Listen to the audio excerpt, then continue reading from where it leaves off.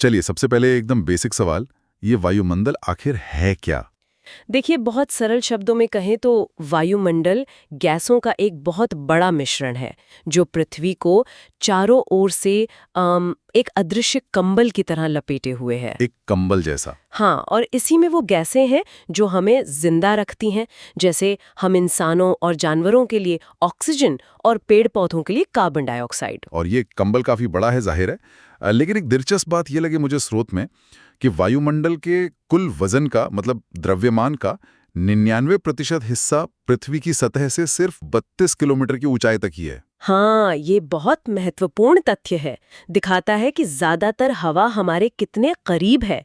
घनत्व नीचे ज्यादा है। सोचने वाली बात है, 99% सिर्फ 32 किलोमीटर में। बिल्कुल। अब अगर हम इसकी बनावट मतलब कॉम्पोजिशन पर ध्यान दें, तो इस मिश्रण में मुख्य रूप से 3 चीजें हैं: गैसें, जलवाष्प और धूलकण।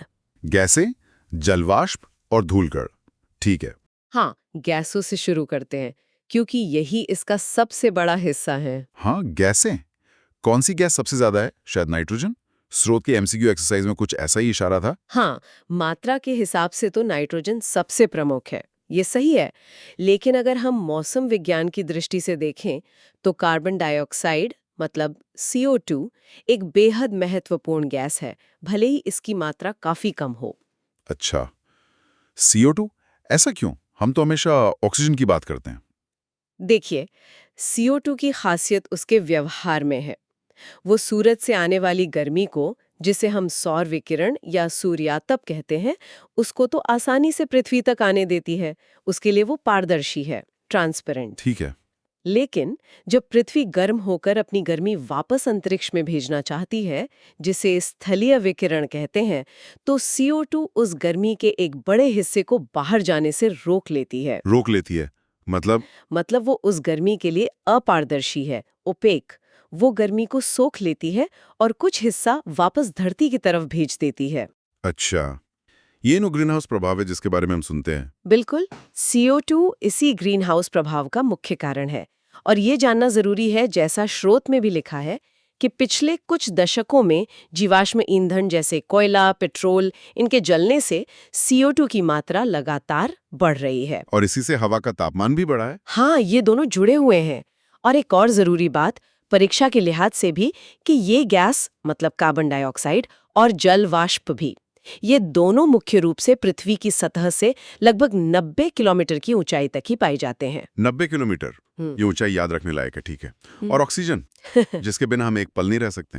हाँ, ऑक्सीजन जीवन के लिए अनिवार्य है, लेकिन जैसे जैसे हम वायुमंडल में ऊपर जाते हैं, इसकी मात्रा तेजी से कम होती जाती है।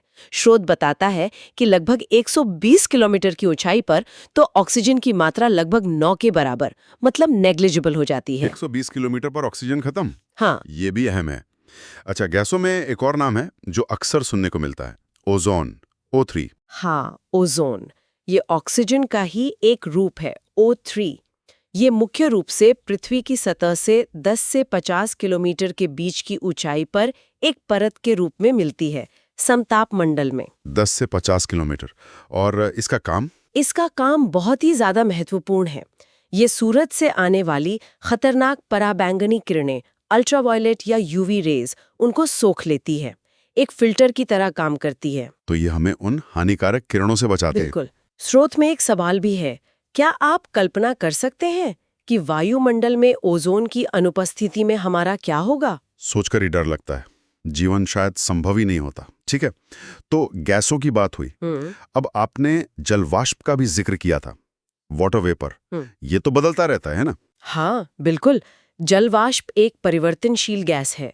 इसकी मात्रा जगह और ऊंचाई के साथ काफी बदलती है। जैसे गर्म और नमी वाले जो उष्णकटिबंधीय इलाके हैं, ट्रॉपिकल एरिया, वहां हवा में इसकी मात्रा 4% तक हो सकती है। 4%? काफी ज्यादा। हाँ, वहीं रेगिस्तान या ध्रुवीय क्षेत्र जैसे सूखे और ठंडे इलाकों में ये 1% से भी कम हो सकती है। और भूमध्य रेखा से ध्रुवों की ओर जाने पर भी इसकी मात्रा कम होती जाती है। और ऊंचाई के साथ? ऊंचाई के साथ भी घटती है। और जैसा हमने पहले कहा, CO2 की तरह ये भी लगभग 90 किलोमीटर की ऊंचाई तक ही मिलती है। अच्छा, और वायुमंडल में इसका काम क्या है? क्या सिर्फ नमी देना? नहीं नहीं, इसका काम बहुत महत्वपूर्ण है। ये भी CO2 की तरह सूरज से आने वाली गर्मी के कुछ हिस्से को सोखती है और पृथ्वी से निकलने वाली गर्मी को भी रोकती है। तो ये भी एक तरह का कंबल हुई। हाँ, कह सकते हैं। ये पृथ्वी को न तो बहुत ज्यादा गर्म होने देती है, न बहुत ज्यादा ठंडा। एक संतुलन बनाती है। और हवा स्थिर रहेगी या अस्थिर, इसमें भी जलवाष्प की भूमिका होती है। तापमान संतुलन में इसकी भी बड़ी भूमिका है। ओके, अब तीसरी चीज पर आते हैं। धूल कण, डस्ट पार्टिकल्स। मतलब हवा में सिर्फ गैस और भाप ही नहीं, धूल भी है। हाँ बिल्कुल, वायुमंडल में बहुत छोटे छोटे ठोस कणों को रखने की भी काफी क्षमता होती है। ये आते कहाँ से हैं? कई स्रोतों से, जैसे समुद्री नमक के कण, मिट्टी के महीन कण, धुएं की कालिख, राख, फूलों के पराग कण और यहाँ तक कि जो उल्का पिंड टूटते हैं उनके कण भी इसमें शामिल होते हैं। अच्छा, और ये कण ज्यादातर कहाँ मिलते हैं, ऊपर या नीचे? ज्यादातर तो ये वायुमंडल की निचली परतों में ही रहते हैं, लेकिन हवा की जो ऊपर उठने वाली गर्म धाराएं होती हैं, संवहन धाराएं, वो इन्हें काफी ऊंचाई तक भी ले जा सकती हैं। कहीं ज्यादा कहीं कम भी होते होंगे। हाँ, एक दिलचस्प बात यह है कि उपोष्ण कटिबंधीय और समशीतोष्ण इलाकों में जहाँ हवा अक्सर सूखी होती है, वहाँ इन कणों की सघनता भूमध्य रेखीय और ध्रुवीय क्षेत्रों की तुलना में ज्यादा होती है। और इनका क्या महत्व है? ये तो बस गंदगी लगती है। नहीं, इनका एक बहुत जरूरी काम है। धूल और खासकर नमक के कण आर्द्रताग्राही नाभिक की तरह काम करते हैं, हाइग्रोस्कोपिक न्यूक्लियाई। आर्द्रताग्राही नाभिक, ये क्या होता है? आर्द्रताग्राही मतलब नमी को अपनी ओर खींचने वाला। इन्हीं कणों के चारों ओर हवा में मौजूद जल वाष्प जमा होती है, पानी की नन्ही बूंदों में बदलती है, मतलब संघनित होती है, कंडेंस होती है, और इन्हीं बूंदों से बादल बनते हैं। अरे वाह! तो मतलब धूल कणों के बिना बादल बनना ही मुश्किल है। ये तो कमाल की बात है और परीक्षाओं के लिए भी महत्वपूर्ण है ये। है ना? वो स्रोत के MCQ में शायद इसी से जुड़ा सवाल था। बिल्कुल। तो ये थी वायुमंडल की बनावट, गैसें, जलवाष्प और धूल कण। लेकिन ये सब चीजें किस तरह से व्यवस्थित हैं? यहीं पर वायुमंडल की संरचना, उसका स्ट्रक्चर, मतलब उसकी परतें सामने आती हैं। हाँ, परतें, लेयर्स। यहाँ बात वाकई दिलचस्प हो जाती है, जैसे प्याज की परतें होती हैं एक के ऊपर एक। हाँ, कुछ वैसा ही समझ सकते हैं। तापमान के आधार पर वायुमंडल को मुख्य रूप से 5 अलग-अलग परतों में बांटा गया है।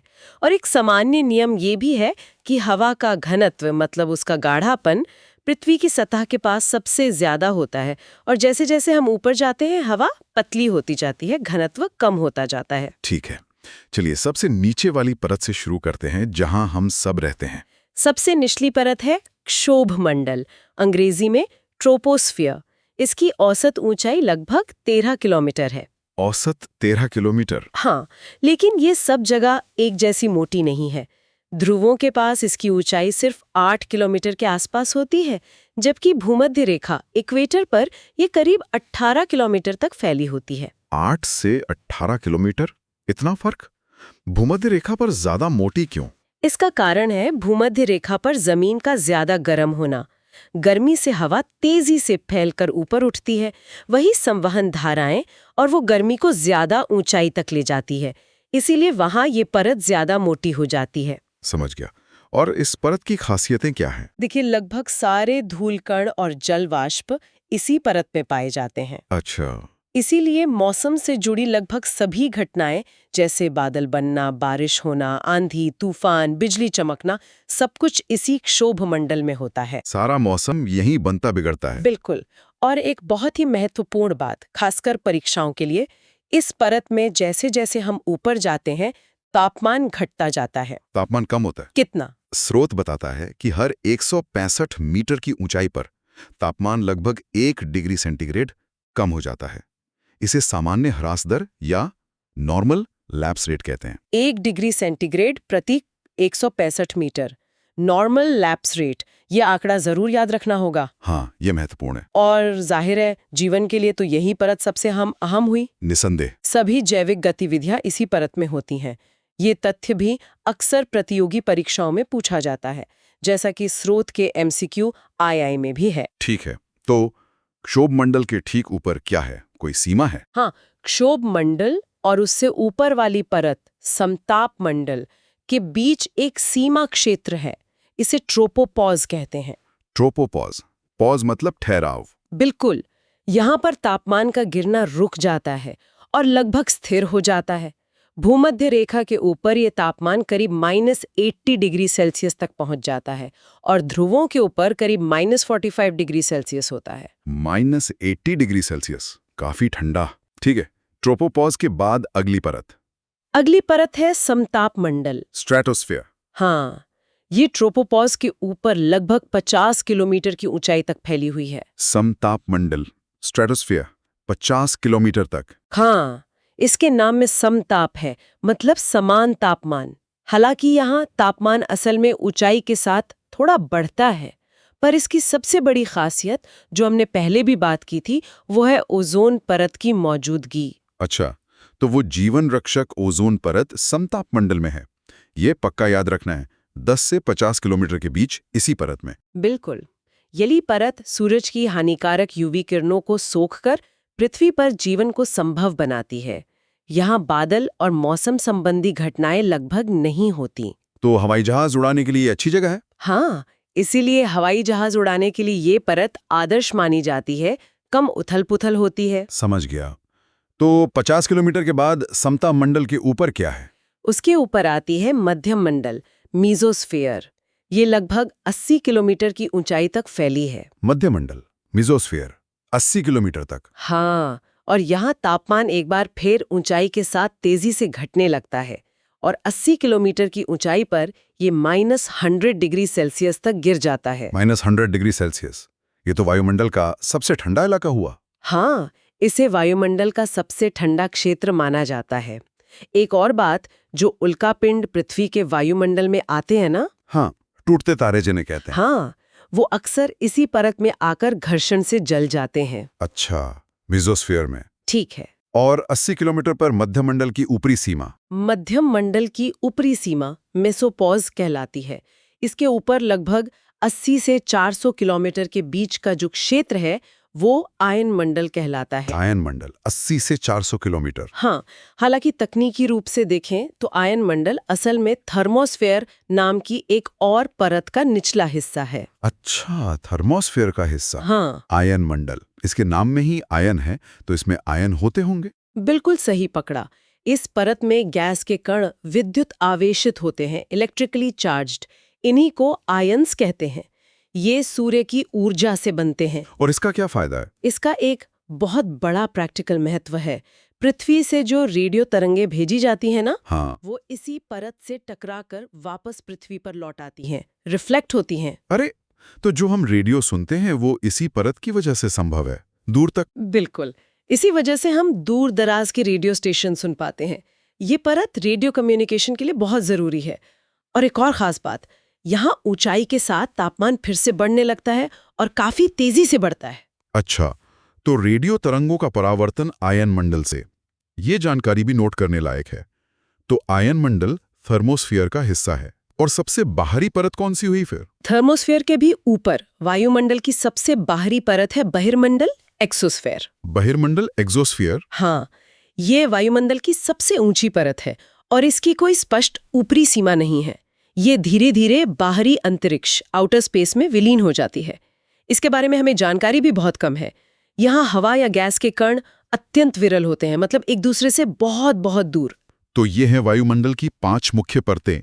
नीचे से ऊपर क्षोभमंडल, समताप मंडल, मध्य मंडल, फिर थर्मोस्फीयर जिसका हिस्सा आयन मंडल है, और सबसे बाहर बहिर्मंडल। हाँ, यही मुख्य विभाजन है तापमान के आधार पर। और जैसा स्रोत भी कहता है, यद्यपि सभी परतों का हम पर कोई ना कोई असर तो पड़ता ही होगा, लेकिन भूगोलवेत्ता और मौसम विज्ञानी मुख्य रूप से पहली 2 परतों पर ही ज्यादा ध्यान देते हैं, क्षोभमंडल और समताप मंडल। क्योंकि मौसम और जीवन से जुड़ी ज्यादातर चीजें वहीं होती हैं। बिल्कुल, मौसम, जलवायु और जीवन की लगभग सारी गतिविधियां इन्हीं 2 निचली परतों में केंद्रित हैं। तो इन सब का सार क्या निकलता है अगर हम आज की चर्चा की मुख्य बातों को समेटें? हाँ, जरूर। तो पहली बात, वायुमंडल गैसों जिसमें नाइट्रोजन सबसे ज्यादा, फिर ऑक्सीजन, आर्गन, CO2 वगैरह, जल वाष्प और धूल कणों का एक जटिल मिश्रण है। और इसका 99% वजन सतह से 32 किलोमीटर के अंदर ही है। सही। दूसरी बात, कुछ गैसें कम मात्रा में होकर भी बहुत महत्वपूर्ण हैं, जैसे CO2 जो ग्रीन हाउस प्रभाव के लिए जिम्मेदार है और 90 किलोमीटर तक मिलती है, और O3 यानी ओजोन जो हमें UV किरणों से बचाती है और 10-50 किलोमीटर के बीच समताप मंडल में है। ऑक्सीजन करीब 120 किलोमीटर पर लगभग खत्म हो जाती है। एकदम सही, ये ऊंचाई और काम याद रखने वाले हैं। तीसरी बात, जल वाष्प भी अहम है। तापमान को कंट्रोल करती है, इसकी मात्रा बदलती रहती है और ये भी 90 किलोमीटर तक मिलती है। और धूल कण, जिनके बिना बादल नहीं बन सकते, वो भी जरूरी नाभिक हैं। हाँ, वो आर्द्रताग्राही नाभिक। और चौथी बात, वायुमंडल की 5 परतें तापमान के आधार पर। सबसे नीचे शोभ मंडल, ट्रोपोस्फेयर, औसत 13 किलोमीटर, ध्रुवों पर 8, भूमध्य रेखा पर 18। सारा मौसम यहीं तापमान ऊंचाई के साथ घटता है। 1 degree C 165 metre, normal lapse rate, जीवन के लिए सबसे जरूरी। हाँ। फिर समताप मंडल, स्ट्रैटोस्फेयर, 50 किलोमीटर तक, ओजोन परत यहीं है, तापमान थोड़ा बढ़ता है, हवाई जहाज के लिए अच्छा। ठीक। उसके ऊपर मध्य मंडल, मीजोस्फेयर, 80 किलोमीटर तक, तापमान फिर घटता है, सबसे ठंडा, -100 डिग्री C तक, उल्का यहीं जलते हैं। फिर थर्मोस्फेयर, आयन मंडल, थर्मोस्फेयर आयोनोस्फेयर, 80-400 किलोमीटर, आयन होते हैं, रेडियो तरंगें यहीं से लौटती हैं, तापमान तेजी से बढ़ता है। बिल्कुल। और सबसे बाहर बहिर्मंडल, एक्सोस्फेयर, सबसे बाहरी बहुत विरल परत जो अंतरिक्ष में मिल जाती है। बहुत बढ़िया सारांश। ये मुख्य बिंदु वायुमंडल की एक साफ तस्वीर देते हैं। और यहाँ एक अंतिम विचार आता है जो स्रोत सामग्री से ही जुड़ा है। बताइए। ये पूरी चर्चा हमें दिखाती है कि वायुमंडल का एक कितना नाजुक, कितना महीन संतुलन है। गैसों की एक खास बनावट, परतों की एक खास संरचना, इन सब ने मिलकर पृथ्वी पर जीवन को पनपने का मौका दिया है। हाँ, ये तो है। और ये एक बहुत जरूरी सवाल खड़ा करता है। अगर CO2 या ओजोन जैसे घटकों की मात्रा में, जो कि कुल मिलाकर बहुत कम है, उनमें भी जरा बड़ा फेरबदल होता है, जैसा कि हम आज CO2 के बढ़ते स्तर के साथ देख भी रहे हैं, तो इस पूरे सिस्टम पर, पृथ्वी पर जीवन पर इसके क्या दूरगामी परिणाम हो सकते हैं।